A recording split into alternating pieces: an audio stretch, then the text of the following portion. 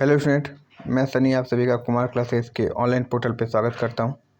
Important session है और एक कुमार क्लासेस नहीं, केवल कुमार क्लासेस ऑफिशियल के नाम से अब हमारा चैनल जाना जा रहा है, तो उस पर एक बार फिर से आपका स्वागत है। और इसमें आज भी सारे क्या होंगे, सारे DRDO, UPPCL, UPR1, TG2 सभी से रिलेटेड क्वेश्चन जो पूछे जा रहे हैं अक्सर, वो एग्ज़ामों को डिस्कस करना है। ठीक है, तो अगर ये सेशन पसंद आए तो इसको लाइक करना है, शेयर करना है, और चैनल पे नए हो गए तो सब्सक्राइब जरूर कर लेना है। ठीक है, तो देखो आज का क्वेश्चन देखते हैं क्या दिया हुआ है कि सीरीज सर्किट के सभी भागों में निम्नलिखित में से कौन सी मात्रा समान रहती है। तो अगर बात करें तो सीरीज सर्किट में, तो हमको पता है कि सर जी सीरीज सर्किट में ये क्या दिया हुआ, वोल्टेज दिया। ये देखो, ये जो वर्तमान दिया, वर्तमान मतलब करंट होता है, करंट आई से दिखा है। ठीक है, ज़्यादा शुद्ध हिंदी देता है तो यही हो जाता है। ठीक है, इसलिए सीधी हिंदी के पीछे नहीं भागना है। तो हमको पता है कि सीरीज सर्किट में सर हर जगह करंट का मान समान होता है। ठीक है, हर सीरीज में और प्रतिरोध जो भी हो, करंट का वैल्यू क्या होती है, सेम होती है। ठीक है, तो इसका आंसर क्या हो जाएगा, वर्तमान में करंट इसका सही आंसर हो जाएगा। ठीक है, सही है। चलो अगला क्वेश्चन देखते हैं। अगला क्वेश्चन क्या है कि एक कमरे के हीटर के साथ फ्रिज में 40 वाट का बल्ब जुड़ा है, कोई दिक्कत नहीं। मान लेते हैं कि ये हमारा क्या है, एक हीटर है, इसके साथ क्या जुड़ा हुआ है, एक बल्ब जुड़ा हुआ है, जो कि क्या है, पहले 40 वाट का बल्ब था। कितने वाट का बल्ब था, 40 वाट का बल्ब था। अब यदि 40 वाट बल्ब को 100 वाट बल्ब में बदल दिया जाता है तो हीटर का आउटपुट क्या होगा। देखो समझने वाली बात है, पहले ये 40 वाली वाट बल्ब था। हमको पता है कि P क्या होता है, इन्वर्सली प्रोपोर्शनल टू R होता है, यानी पावर जितना कम होगा प्रतिरोध का मान उतना ही ज़्यादा होगा। ठीक है, अच्छा अब 40 वाट है तो इसका प्रतिरोध का मान कुछ ना कुछ होगा, और जब 100 वाट का बल्ब लगाएंगे तो इसकी तुलना में इस वाले प्रतिरोध का मान क्या हो जाएगा, कम हो जाएगा। ठीक है, जब इस वाले प्रतिरोध का मान कम हो जाएगा तो अगर ओवरऑल प्रतिरोध देखेंगे, इसका प्रतिरोध और इसका प्रतिरोध अगर जोड़ के देखेंगे सीरीज में, तो प्रतिरोध का मान क्या निकलेगा, इसकी तुलना में कम निकलेगा। यानी इसमें से क्या होगी, ज़्यादा धारा बह सकती है, और ज़्यादा धारा बहेगा तो I²R, यानी जो हीटर की आउटपुट है वो भी क्या हो जाएगी, वृद्धि हमको मिलेगी। यानी क्या होगा, इस हीटर के आउटपुट में वृद्धि देखने को मिलेगी। आई होप ये क्वेश्चन समझ में आया होगा कि वाट बढ़ाने से प्रतिरोध का मान घट जा रहा है, तो ओवरऑल सर्किट का क्या होगा, प्रतिरोध घट जा रहा है, जिससे करंट ज़्यादा बढ़ रहा है, तो I²R की वैल्यू भी क्या हो जाती है, बढ़ जा रही है। सही है, तो देखते हैं क्या आंसर है, वृद्धि होगी, एकदम सही बात है। ठीक है, चलो नेक्स्ट क्वेश्चन देखते हैं कि एक इलेक्ट्रिक हीटर की केतली में पानी 10 मिनट में उबलता है। ठीक है, क्या लिखा है कि एक इलेक्ट्रिक केतली है जिसमें पानी 10 मिनट में उबलता है। अब 15 मिनट में बॉयलर को उबालना आवश्यक है। ठीक है, 15 मिनट में बॉयलर को उबालना आवश्यक है। अब देखो, यदि सप्लाई वही रख रहे हैं तो क्या करना पड़ेगा हमको, 15 मिनट में बॉयलर को क्या करना है, पानी को उबालना है। ठीक है, यानी अब क्या हुआ, टाइमिंग बढ़ गया है, टाइमिंग अधिक बढ़ गया है, तो हमको क्या करना पड़ेगा, जब टाइम अधिक बढ़ गया यानी कम करंट भी जाएगा। देखो ध्यान समझना, जब पहले 10 मिनट में गर्म कर रहा था यानी I²R की वैल्यू ज़्यादा चाहिए थी।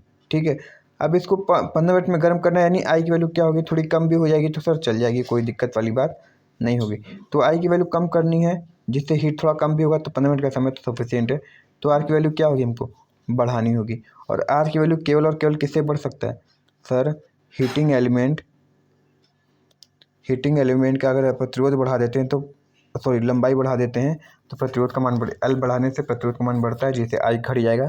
तो जहाँ 10 मिनट चल रहा था 15 मिनट में भी होना स्टार्ट हो जाएगा। तो यहाँ पे क्या हो जाएगा, हीटिंग तत्व की लंबाई कम होनी चाहिए। ठीक है, अच्छा सॉरी 15 मिनट में करना है। ठीक है, 15 मिनट में करना है, तो यहाँ पे गलत हो गया, क्या दूसरा कॉन्सेप्ट लगाने लगे, दूसरा चीज़ सोचने लगे। क्या बोला है कि अब 15 मिनट में गर्म करना है, तो क्या होगा, थोड़ा प्रतिरोध थोड़ा कम भी रहेगा तो चल जाएगा, नहीं दिक्कत होगा। ठीक है, क्योंकि I² जब R की बात करेंगे तो जितना अधिक, क्योंकि हमको पता है कि नाइक्रोम क्या होता है, उच्च प्रतिरोधकता वाली होता है, जिससे क्या होता है, हीट ज़्यादा जनरेट होता है।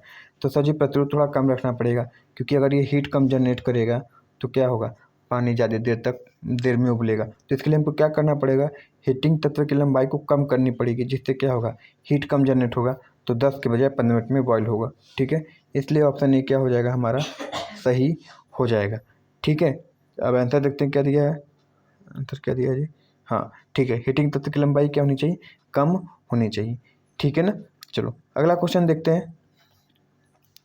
एक बल्ब का इलेक्ट्रिक फिलामेंट कौन सी सप्लाई पर कार्य करता है? एक बल्ब है जिसका इलेक्ट्रिक फिलामेंट है, टंगस्टन हो सकता है, कार्बन, कुछ भी हो सकता है, वो किस सप्लाई पर कार्य करता है? एसी पे, सॉरी डीसी पे, एसी पे, केवल बैटरी का पोर्ट, या सभी पे? तो देखो जो फिलामेंट है वो बात की बात है, फिलामेंट है वो किसी पे भी काम कर सकता है, फिलामेंट वो किसी पे काम करता है। अब वो बल्ब का प्रकार कैसा है वो उस पर निर्भर करता है, मगर जो इलेक्ट्रिक फिलामेंट होता है वो किसी पे भी तुम काम कराओगे तो लाइट सॉरी हीट ऊर्जा को प्रकाश ऊर्जा में बदलने का कार्य में ही करेगा। ठीक है, इसलिए ऑप्शन डी क्या हो जाएगा? सही हो जाएगा। ठीक है, ऑप्शन डी सही हो जाएगा। नेक्स्ट क्वेश्चन देखते हैं। अप्लाइड वोल्टेज को बढ़ाने पर टंगस्टन लैंप का प्रतिरोध क्या प्रभाव पड़ता है? अप्लाइड वोल्टेज बढ़ाओ, बढ़ गया सर जी। करंट की वैल्यू सर जी कम हो गई, तो प्रतिरोध की वैल्यू सर जी बढ़ जाएगी। ठीक है, यानी क्या होगा हमारा? बढ़ता है। ठीक है, प्रतिरोध पर क्या प्रभाव पड़ेगा अप्लाइड वोल्टेज बढ़ाने से? तो अप्लाइड वोल्टेज बढ़ाने से सर जी प्रतिरोध का मान भी बढ़ता है। ये सब कॉन्सेप्ट है, याद रखो, एकदम फ्री वाली कॉन्सेप्ट जो मिलती है वो वाली कहानी है। ठीक है, फ्री वाली जो कॉन्सेप्ट है वो ये सब कहानी, ये सब हमेशा याद रखा करो। सही है, चलो अगला क्वेश्चन देखते हैं। सर्किट से गुजरने वाली धारा उत्पन्न क्या करती है? सर्किट से गुजरने वाली धारा उत्पन्न क्या करती है? सर्किट से गुजर रही है, धारा है, तो देखो चमकदार कब इफेक्ट पैदा करता है? जब सर क्या उसके प्रतिरोध ज़्यादा हो तभी उत्पन्न करता है। ठीक है, मगर एक चीज़ ऐसा है जो कम प्रतिरोध है चाहे ज़्यादा प्रतिरोध है वो उत्पन्न होता ही होता है, और उसको हम क्या बोलते हैं? Thermal effect. थर्मल इफेक्ट यानी जो हीट वाली जो प्रॉपर्टी है, हीट होने की, आई स्क्वायर आर, वो हमेशा होती है, क्योंकि प्रतिरोध कुछ ना कुछ कंडक्टर है तो रहेगा ही रहेगा। ठीक है, सुपर कंडक्टर नहीं है इसलिए। तो थर्मल इफेक्ट क्या होता है? हमेशा विद्युत धारा का क्या होता है? एक प्रतिरोध वाला चीज़ है जो हमेशा उत्पन्न होता है। ठीक है, यानी करंट के कारण उत्पन्न होगा ही होगा। वो कौन सा है? Thermal effect. ठीक है, क्वेश्चन पसंद आ रहा होगा तो इसको बाबू लाइक और शेयर जरूर कर देना। ठीक है ना, चलो अगला क्वेश्चन देखें, आंसर क्या दिया। ठीक है, थर्मल इफेक्ट दिया हुआ है। नेक्स्ट क्वेश्चन देखते हैं। किस सामग्री का प्रतिरोध घटता है यदि, किसी सामग्री का प्रतिरोध घटता है यदि क्या होगा? अब देखो यहाँ पे थोड़ा दिक्कत हो जाएगा। ये किसी सामग्री का प्रतिरोध, किसी सामग्री मतलब वो चालक है, अर्धचालक है, या कुचालक है, ऐसा कुछ चीज़ नहीं बोला है तो हम इस पे जाएंगे ही नहीं। किस पे? एनटीसी यानी ऋणात्मक ताप गुणांक या फिर धनात्मक ताप गुणांक, उसके बाद उसकी कॉन्सेप्ट नहीं लानी। हमको लाना क्या है? बस एक चीज़ डालना है कि प्रतिरोध हमेशा कब कम होता है? जब इसमें मुक्त इलेक्ट्रॉनों की संख्या अधिक होती है। ठीक है, जब मुक्त इलेक्ट्रॉनों की संख्या अधिक होती है तो हमेशा क्या होता है? प्रतिरोध कम होता है। ठीक है, तो क्या हो जाएगा यहाँ पे? जब फ्री इलेक्ट्रॉन की संख्या कम होगी, सॉरी अधिक होगी, तो वहाँ पे प्रतिरोध ऑटोमेटिक क्या हो जाएगा? कम हो जाएगा। अभी इस समय हमको एनटीसी पीटीसी की तरफ नहीं भागना है, क्योंकि वैसा कुछ क्लियर नहीं हो रहा किस सामग्री की बात की है। ठीक है, चलो अगला क्वेश्चन देखते हैं। विद्युत वाहक बल आवश्यक होता है किस लिए? हमको पता है विद्युत वाहक बल मतलब EMF, यानी ऐसा बल्ब जो इलेक्ट्रॉन में मोटिव कराए, यानी इलेक्ट्रॉन में गति कराए, इसी का नाम ही इलेक्ट्रोमोटिव फोर्स। यानी ऐसा बल्ब जो इलेक्ट्रॉन में मोशन लाए, गति लाए। तो क्या लिखा है इसमें? ऑप्शन बी पढ़ो। इलेक्ट्रॉन को गतिमान करने हेतु, इलेक्ट्रॉन को गतिमान करने होती हम क्या करते हैं? EMF का प्रयोग करते हैं। ठीक है, चलो अगला क्वेश्चन है, आंसर देख लें तो क्या होगा? बी ही होगा। सही है ना, चलो अगला क्वेश्चन देखते हैं। इकाई आवेश को अनंत बिंदु से अनंतता से किसी बिंदु तक लाने के लिए किया गया कार्य क्या कहलाता है? देखो याद रखना, जब बेसिक पढ़ा रहे थे उसमें था कि एक टेस्ट चार्ज है, ठीक है, जो बहुत ही छोटा होता है, बहुत ही अनंत छोटा होता है, जो कि पॉजिटिवली होता है। उसको अगर हम अनंत बिंदु से किसी ज्ञात बिंदु पर लाते हैं, ठीक है, ये पॉइंट हमको पता है, ये पॉइंट नहीं पता है, इस पॉइंट पर लाने के लिए जो हमको कार्य करना पड़ेगा, क्योंकि हाथ उठा के यहाँ पे लाने के लिए हमको कार्य करना पड़ेगा ना, उसी को हम क्या बोलते हैं? विभव बोलते हैं। क्या बोलते हैं? विभव। V बराबर W/Q, ये बहुत बार फॉर्मूला बताएं।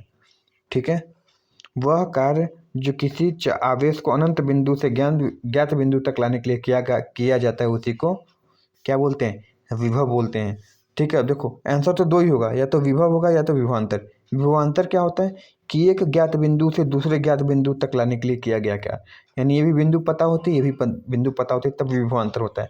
अब हमको यहाँ पे ये बिंदु पता नहीं क्योंकि ये वो अनंत से आ रहा है और एक ज्ञात बिंदु है, तो ये क्या कहलाता है हमारा, सर ये हमारा कहलाता है विभव। क्या कहलाता है,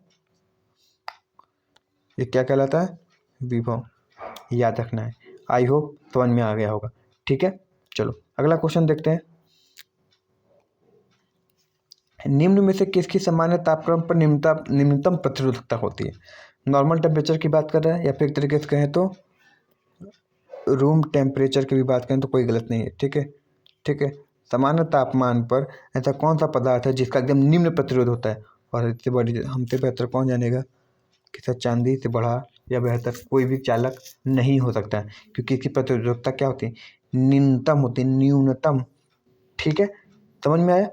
चलो अगला क्वेश्चन देखते हैं।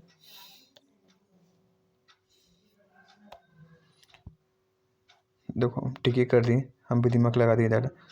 वैसे ये तो इजी भी था कि एक शुष्क सेल में यानी ड्राई सेल में कौन सी ऊर्जा पाई जाती है, तो रासायनिक ऊर्जा पाई जाती है। ठीक है, इसमें कुछ सोचने वाली बात नहीं, क्योंकि वही क्या करता है, रासायनिक ऊर्जा ही किस में बदलती है, विद्युत ऊर्जा में बदली जाती है। मगर होता क्या है, वो केमिकल एनर्जी ही पाई जाती है, जो केमिकल एनर्जी स्टोर रहती है नॉर्मल, उसको बदल के हम फिर इलेक्ट्रिक में कन्वर्ट करते हैं ना, मगर पाई क्या जाती है, रासायनिक ऊर्जा। आई होप समझ में आ गया होगा। ठीक है, चलो अगला क्वेश्चन देखते हैं। यदि दो आवेशों के बीच की दूरी आधी हो जाए तो मध्य लगने वाला बल क्या होता है। हमको पता है कि दो आवेशों के बीच जो बल लगता है वो क्या होता है, F, यही होता है ना, directly proportional to Q1 into Q2, यही होता है ना, Q1 इंटू Q2, या फिर F inversely proportional to 1/r², या इसको डी ही स्क्वायर बोलो, कोई दिक्कत नहीं, हम तो r² लिखते हैं, तो लोग डी। डी मतलब ये जो दो आवेश है उसके मध्य की दूरी। अब देखो इसके मध्य की दूरी क्या हो गई है, आधी हो गई है। क्या हो गई है, आधी हो गई है, यानी F क्या हो गया है, 1/2 का स्क्वायर हो गया, तो ये कितना हो गया, 1/4 हो गया।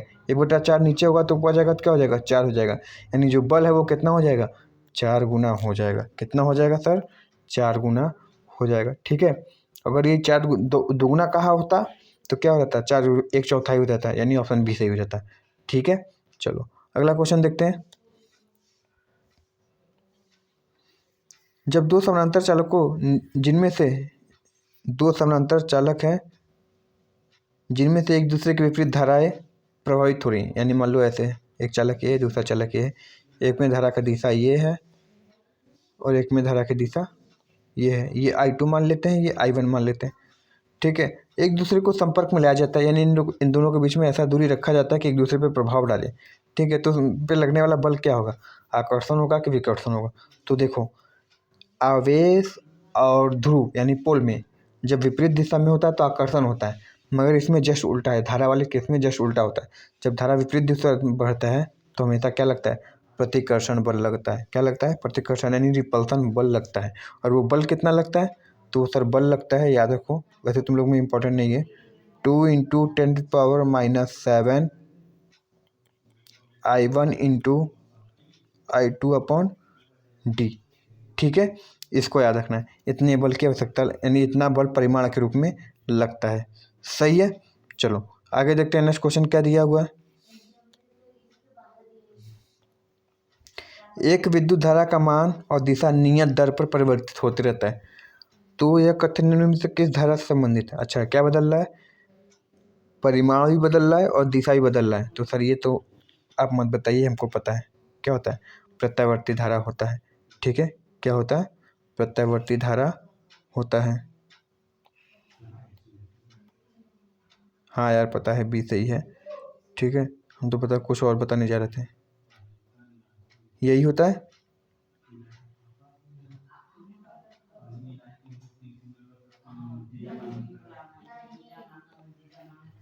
परिमाण और दिशा दोनों परिवर्तित होता है। ठीक है, चलो अगला देखते हैं। ऑप्शन बी तो पहले बता दिए, वो गलती से टाइप हो गया था, अरे दब गया था इसलिए ऐसा हो गया। अगला देखते हैं, निम्न में से सबसे छोटा तत्व कौन सा होता है। निम्न में से सबसे छोटा तत्व कौन होता है, तो निम्न में सबसे छोटा तत्व होता है न्यूट्रॉन। यानी साइज में बात करें, देखो न्यूट्रॉन में साइज छोटा होता है, ठीक है, इलेक्ट्रॉन छोटा होता है, प्रोटॉन छोटा होता है, तीनों ही छोटे होते हैं। देखो एटम से छोटा न्यूक्लियस, न्यूक्लियस में क्या होते हैं, न्यूट्रॉन प्रोटॉन, ठीक है, तो उनसे भी छोटे न्यूट्रॉन प्रोटॉन हो गए। न्यूट्रॉन प्रोटॉन में सबसे छोटा कौन क्या होता है हमारा, न्यूट्रॉन होता है। इसलिए क्या हो जाएगा हमारा ऑप्शन बी सही हो जाएगा। ठीक है, वैसे डाउट हो रहा है, एक बार चेक करते हैं, रुक जाओ। हाँ, न्यूट्रॉन ही होता है। ठीक है, तो इसको याद रखना है। तो सेशन पसंद आ रहा है बाबू तो इसको लाइक करो, शेयर करो, और चैनल पे नए हो तो सब्सक्राइब जरूर कर लो। ठीक है, अब देखो दूसरे धारा की बात कर दिया कि निम्न में से किस विद्युत धारा के प्रवाह दिशा और मान नियत रहता है। तो कौन सा होता है, जिसकी प्रवाह दिशा अगर ये ऐसे होता है तो कांस्टेंट देता है। कौन देता है हमारा, तो सर वो कौन सा होता है हमारा, दिष्ट धारा होती है सर, जो समय के साथ परिवर्तित नहीं होता है। परिमाण एक बार बदल सकता है, क्योंकि परिमाण चाहे तो देखो ये भी सॉरी इसको हटाते हैं, ये भी क्या है हमारा, ये भी हमारा क्या है, ये भी हमारा डीसी ही है। ठीक है, क्योंकि दिशा नहीं बदल रहा है मगर परिमाण बदल गया। तो जरूरी नहीं कि परिमाण नियत रहे, ठीक है, मगर दिशा नियत रहेगा, ये कन्फर्म है। सही है ना। चलो अगला क्वेश्चन देखते हैं। मुक्त इलेक्ट्रॉन की बहुलता वाले पदार्थ कहलाते हैं, यानी ऐसे पदार्थ जिनमें फ्री इलेक्ट्रॉन अधिक मात्रा में पाए जाते हैं। तो सर जिसमें आगे भी क्वेश्चन था, तो जिसमें फ्री इलेक्ट्रॉन अधिक होते हैं उनकी प्रतिरोधकता कम होती है, प्रतिरोध कम होता है, और जब प्रतिरोध कम होंगे तो सर वो क्या कहलाएगा, कंडक्टर कहलाएगा या फिर चालक कहलाएगा। ठीक है, सही है ये चीज़। और जिनमें फ्री इलेक्ट्रॉन की काबिलियत या फिर कहें कि कीमत या फिर कहें नंबर सबसे कम होते हैं, वो होते हैं हमारे कुचालक। ठीक है, इसको याद रखना है। नेक्स्ट क्वेश्चन देखते हैं। किसी तत्व पदार्थ में से इलेक्ट्रॉन का प्रवाह क्या कहलाता है। अच्छा, किसी भी पदार्थ में अगर इलेक्ट्रॉन फ्लो कर रहा है तो पहले ही पढ़े था जी, फ्लो ऑफ इलेक्ट्रॉन यानी इलेक्ट्रॉन के प्रवाह दर को ही क्या बोलते हैं, धारा बोलते हैं। ठीक है, या फिर सिंपल भाषा में आवेश के प्रवाह दर को ही क्या बोलते हैं, धारा कहते हैं। तो क्या हो जाएगा हमारा ऑप्शन बी सही हो जाएगा। देखो लग रहा होगा कि तुमको ईजी है, बहुत ईजी बोल रहे हैं सर, मगर तुम देख लेना 100 क्वेश्चन रहेगा, सॉरी 100 क्वेश्चन रहेंगे तो तुमको 70 क्वेश्चन इसी लेवल के मिलेंगे, इसी लेवल के क्वेश्चन तुमको मिलेंगे। और इसी में से सब लोग कितने लोग गलत करके आएंगे ये भी तुम देख लेना, यही सब क्वेश्चन। ठीक है, चलो ये लग रहा है इजी ना, जब बिना उसके बैठोगे, हमारे मदद के बैठोगे, अपनी करने बैठोगे, तुमको डाउट होगा, कन्फ्यूजन होगा और गलत करके आओगे। ठीक है, इसलिए कोई भी लेवल ईजी या हार्ड नहीं होता, वो होता है कि उस स्टेट ऑफ माइंड पे क्या तुम्हारा दिमाग काम कर रहा है। ठीक है, तो इतनी मेहनत कर रहे हैं, तो अगर मेहनत पसंद आए तो इसको लाइक के शेयर और चैनल पर नए तो सब्सक्राइब जरूर कर लो। चलो अगला क्वेश्चन है, किसी तत्व के एक परमाणु के नाभिक में विद्यमान प्रोटॉन और न्यूट्रॉन की संख्या का योगफल क्या कहलाता है। क्या कहलाएगा, हमको पता है कि न्यूक्लियस में क्या होते हैं, प्रोटॉन प्लस न्यूट्रॉन होते हैं, और इनकी संख्या के अगर इनकी परमाणु भार को जोड़ दिया जाए या फिर इनके कितनी संख्या है उनको जोड़ दिया जाए, संख्याओं का योगफल कर दिया जाए, तो मतलब क्या निकलता है हमारा, अणु भार निकलता है, एटॉमिक वेट। ठीक है, अणु भार निकलता है। या फिर प्रोटॉन की संख्या की बात करें या इलेक्ट्रॉन की संख्या की बात करें, ये हमेशा किसके बराबर होता है, अणु क्रमांक के बराबर होता है। ठीक है, एटॉमिक नंबर के बराबर होता है। ठीक है, एटॉमिक नंबर जैसे सोडियम पे 11 हो गया तो एल्युमिनियम का 13 हो गया, तो उसके बराबर होता है। प्रोटॉन की संख्या गिन लो या फिर इलेक्ट्रॉन की संख्या गिन लो। ठीक है, चलो अगला क्वेश्चन देखते हैं। धात्विक तार का प्रतिरोध तापमान वृद्धि से क्या होता है। अब देखो यहाँ पर लिख दिया धात्विक तापमान, यानी जब मेटल की बात करते हैं, मेटल क्या होता है हमारा, पीटीसी होता है, यानी टेम्परेचर बढ़ेगा तो रेजिस्टेंस का मान भी बढ़ता है। तो प्रतिरोध क्या होगा, तापमान वृद्धि से क्या होगा, प्रतिरोध का मान बढ़ेगा सर, क्योंकि ये क्या होते हैं, पीटीसी होते हैं। और जितने भी सेमीकंडक्टर या इंसुलेटर होते हैं, वो क्या होते हैं, एनटीसी, यानी तापमान बढ़ाओगे तो प्रतिरोध का मान घटता है। मगर ये धात्विक दिया इसलिए तापमान वृद्धि हो रहा है तो प्रतिरोध भी वृद्धि होगा। सही है, अगला क्वेश्चन देखो। किसी चालक में विद्युत धारा प्रवाह का मान शून्य होने पर विभवांतर का मान क्या हो जाएगा। धारा का मान शून्य होने पे विभवांतर का मान क्या हो जाएगा, शून्य हो जाएगा। क्यों, क्योंकि आई बराबर वी बाई आर होता है। ठीक है, अगर वोल्टेज शून्य हो जाएगा तो इसमें बहने वाली धारा का मान भी क्या हो जाएगा, शून्य हो जाएगा। ठीक है, तो वो भी शून्य हो जाएगा। ठीक है, सही है। सही ना, क्या हो जाएगा, शून्य हो जाएगा। अगला क्वेश्चन देखो, निम्न कथनों में से कौन सा कथन सही है। कार्बन प्रतिरोधों पर उनके मान का अंकन रंगीन पट्टियों द्वारा किया जाता है, ये एकदम सही बात है। ठीक है, कथन सही है। प्रतिरोधों के समानांतर संयोजन कुल प्रतिरोध का मान बढ़ जाता है, नहीं। जब समानांतर प्रतिरोध में जोड़ते हैं तो कम वाले से भी कम आने लगता है। वायर बाउंड प्रतिरोधक केवल नियत मान के बनाए जाते हैं, नहीं, ये गलत है। प्रतिरोधक के श्रेणी संयोजन में विद्युत धारा प्रवाह के एक से अधिक मार्ग उपलब्ध होते हैं, नहीं। ये तो पहला ही क्वेश्चन था कि जब सीरीज में जोड़ते हैं तो प्रतिरोध का मान क्या होता है, सॉरी, धारा का मान क्या होता है, एक ही होता है, प्रतिरोध ज़्यादा हो चाहे कम हो। तो क्वेश्चन कौन सा सही है, हमारा ऑप्शन सही है, कथन सही है, तो हमारा ऑप्शन ए सही हो जाएगा। ठीक है, तो आई होप आज का सेशन पसंद आ रहा है बाबू। तो अगर ये पसंद आया हुआ तो इस सेशन को क्या करना है तुमको पता ही है। इस सेशन को क्या कर देना, लाइक कर देना, शेयर कर देना, और चैनल पर नए हो गए तो सब्सक्राइब जरूर कर देना। ठीक है, चलो, तो मेहनत को ध्यान में जरूर रखना। मिलते हैं नेक्स्ट वीडियो में। Thank you very much and all the